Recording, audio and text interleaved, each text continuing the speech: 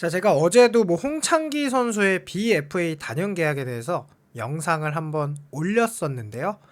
더 이 차명석 단장님이 내년에 바로 박동원 선수와 홍창기 선수에 관한 계획을 말씀하신 게 있어서 그래서 영상을 찍게 되었습니다. 당연히 LG 트윈스는 25년도 우승을 했고 23년도도 우승을 했잖아요.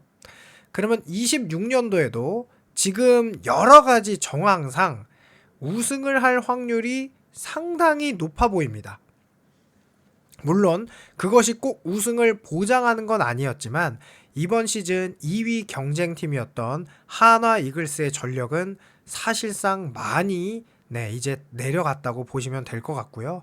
한화 이글스는 내년에 우승권이 아닌 5강 도전을 해야 되는 그런 입장이 돼버렸어요. 그러면 그 다음에 3위 SSG, 4위 삼성, 5위 NC, 6위 KT 정도가 아마도 우승권 팀이 되기 위해서는 다양한 상황이 발생해야 돼요. 일반적인 상황이 아니라 외국인 투수가 기가 막힌다든지 아니면 신인 어린 선수들의 성장이 눈부신다든지 야구는 모르는 거지만 그런 변수들이 발생할 경우 물론 그리고 LG 트윈스도 어떤 일이 벌어날지 모르지만 상당히 우승에 근접해 있다는 사실은 맞을 텐데요. 그러니까 이런 소신 발언을 차명석 단장님이 했던 게 같아요. 셀러리캡 넘기는 게 뭐 엄청난 잘못인가? 박동원, 홍창기 단연 계약까지 고려하며 우승에 올인을 한다. 자, 메이저리그에서도 사치세를 내는 팀이 상당히 많잖아요. 저 역시 우승과 1라운드 선수의 지명권을 바꿀 수 있다면 저는 우승이 먼저다라고 생각을 해요. 왜냐하면 결국 팀이라는 건요, 이 야구라는 건 정말 재밌습니다. 금메달, 동메달, 은메달도 아니라 금메달밖에 기억을 안 해요. 1등이 아니면 전혀 기억을 하지 않고 팬들의 인식에도 우승과 2등은 하늘과 땅 끝 차이예요. 그래서 3년 연속 만약에 셀러리 캡을 넘겨서 1라운드 지명권을 얻지 못하는 한이 있더라도 만약에 우승을 할 가능성이 높아진다면 저는 셀러리 캡을 넘기는 게 맞다고 생각을 하거든요. 우승으로 넘어오는 그 가치가 1라운드 선수 이상 그리고 이 사치세를 내는 것 이상의 가치가 있다고 저는 생각을 해요. 우승만 하면 당장 우승 굿즈도 엄청 팔잖아요. 관중들도 엄청 늘어날 거고 LG를 응원하는 팬들도 많이 생길 거고 그 금액 이상의 가치를 전 분명히 한다고 생각하는데 어쨌든 차명석 단장님이 이런 얘기를 했습니다. 자, 그런데 올해하고는 느낌이 다르죠. 왜냐하면 올해는 박혜민 선수와 김현수 선수를 잡을 때 절대로 셀러리 캡을 깨지 않겠다라고 공언을 했어요. 그러니까 얘기를 조금 더 깊이 있게 말하면 박혜민 선수는 무조건 잡아야 되는데 김현수 선수는 꼭 잡아야 되는 선수까지는 아니었다라는 것을 요런 여러 가지 상황을 통해서도 이해할 수 있겠죠. 그렇지만 내년에 박동원과 홍창기는 셀러리 캡 넘기더라도 무조건 잡는다라는 지금 스탠스를 하고 계십니다. 자, 그러면서 박동원 선수는 2023 시즌을 앞두고 4년 65억 원의 FA 계약을 통해 LG에 합류했어요. 안방 전력을 강화한 LG는 2023년 시즌에 바로 우승을 했죠. 통합 우승을 영입 효과를 톡톡히 받고 올해도 또다시 우승을 송악해 박동원이 있는 3년 동안에 무려 2번의 우승을 했죠. 물론 박동원 선수 때문만은 아니었겠지만 그러면서 박동원의 계약은 내년 2026 시즌을 끝나게 돼요. 그러면서 당연히 FA 자격을 취득하게 되는데요.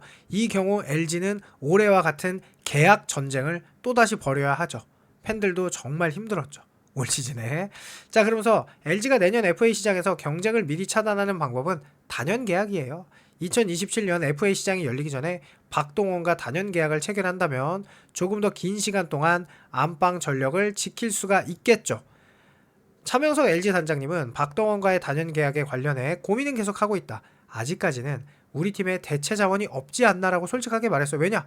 박동원 선수 올해 139경기를 뛰며 타율 2할 오픈 3리, 22홈런, 76타점, 57득점에 수비 이닝이 무려 938과 3분의 1이닝. 근데 백업 포수 이주연 선수는 332이닝. 정말 적죠. 차이가 많이 나죠. 그리고 타격에서 차이는 더 많이 나죠. 물론 굉장히 좋은 백업 포수임에는 틀림없지만 말이에요. 자, 차명석 단장님은 박동원과 홍창기의 단연 계약을 진행하는 데 있어 자칫 셀러리 캡을 넘길 수 있는 부분에 대해서도 확실하게 자기 생각을 밝혔어요. 셀러리 캡을 넘기는 게 무언가 엄청난 잘못을 하는 것은 아니지 않나? 경쟁 균형세를 내는 등 제재가 다 있다. 메이저리그만 봐도 소위 사치세를 내며 성적을 내는 팀들은 상당히 많고 사치세를 내면서 보통 우승을 하죠. LA 다저스가 그렇기도 하고요. 셀러리 캡을 넘긴다 해도 그해 팀 성적을 낼 수 있다면 우리는 그 방법을 선택하는 게 맞다고 본다. 연속 우승을 향한 강력한 의지를 드러내서 저는 너무 감사합니다. 이게 맞아요.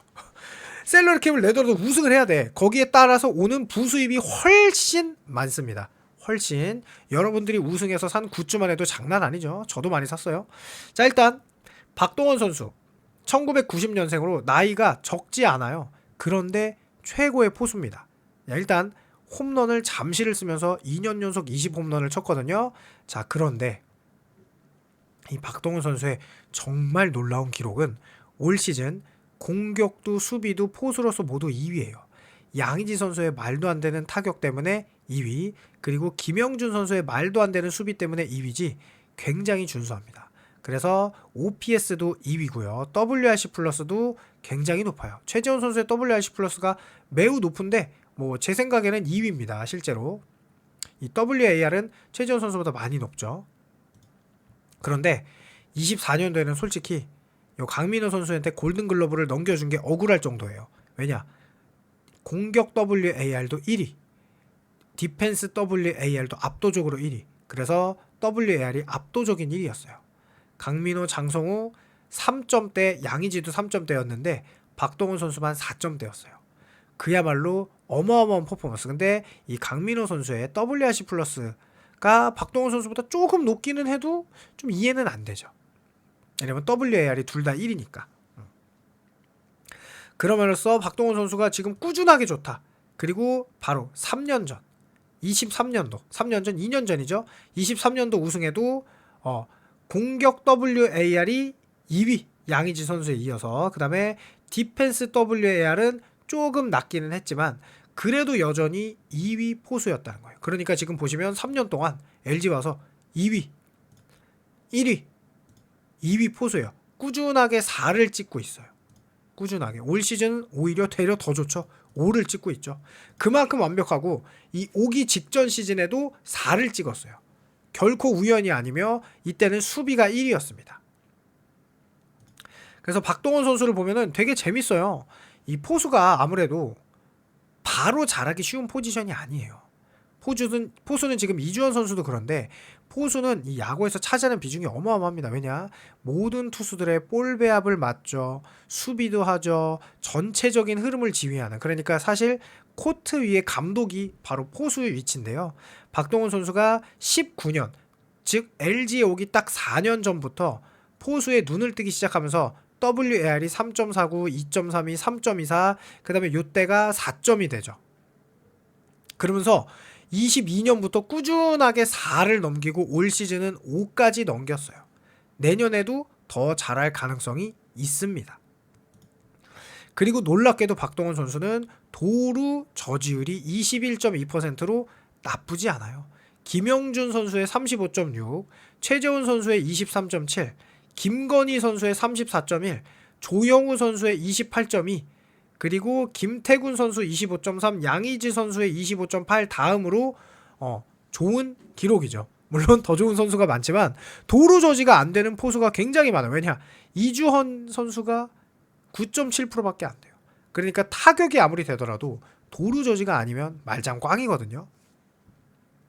홍창기 선수는 말해 보여요. 입 아프죠? 그래서 영상이 길다 보니까 홍창기 선수 얘기까지는 못하겠는데요. 어쨌든 이 박동원 선수와 홍창기 선수는 셀러리 캡이 깨지더라도 잡아야 하는데 여러분들의 생각 어떤지 댓글 남겨주시면 감사하고 좋은 하루 보내시길 바라면서 요 감자칩과 떡볶이도 있다는 사실 알면서 영상 마치겠습니다. 감사합니다.